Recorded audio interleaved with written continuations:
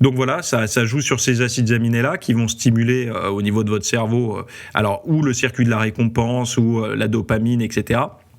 Et donc, du coup, vous donner du désir et l'envie d'en consommer de plus en plus. Alors, il y a des restaurants qui se sont spécialisés là-dedans pour vous proposer beaucoup de nourriture sous cette forme-là, en tout cas qui exploitent cette saveur à fond, ce qui peut être une bonne chose. Mais moi, je préfère recommander de rechercher ce genre de texture, enfin, texture, pas texture, mais saveur, dans des plats sains. En fait, essayer de recréer ça, et je pense que vous pouvez le faire avec. Il y a certains plats sains que vous faites déjà qui ont en fait cet ensemble qui ont ce goût savoureux en fait, sans être quelque chose de négatif. Voilà. Bon, on va détailler un petit peu. On va prendre chaque saveur.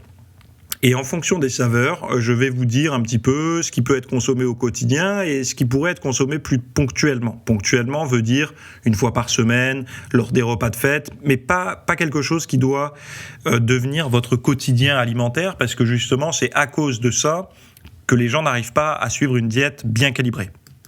Donc, merci d'avoir écouté ce rapide extrait. Donc, pour retrouver la version longue du cours complet, vous avez le lien dans les notes de cette petite vidéo, donc en description ou directement en bouton sous l'extrait que vous avez sur mon site.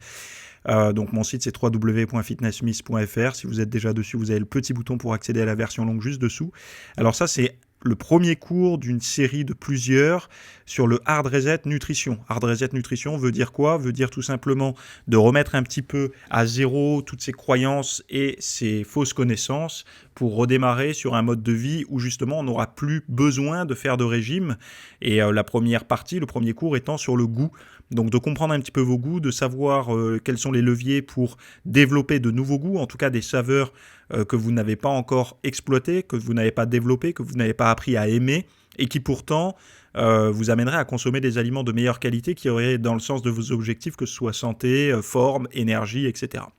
Donc si ça vous intéresse d'aller voir la version longue, vous avez le lien en description de cette vidéo, et on se retrouve de l'autre côté pour ce premier cours.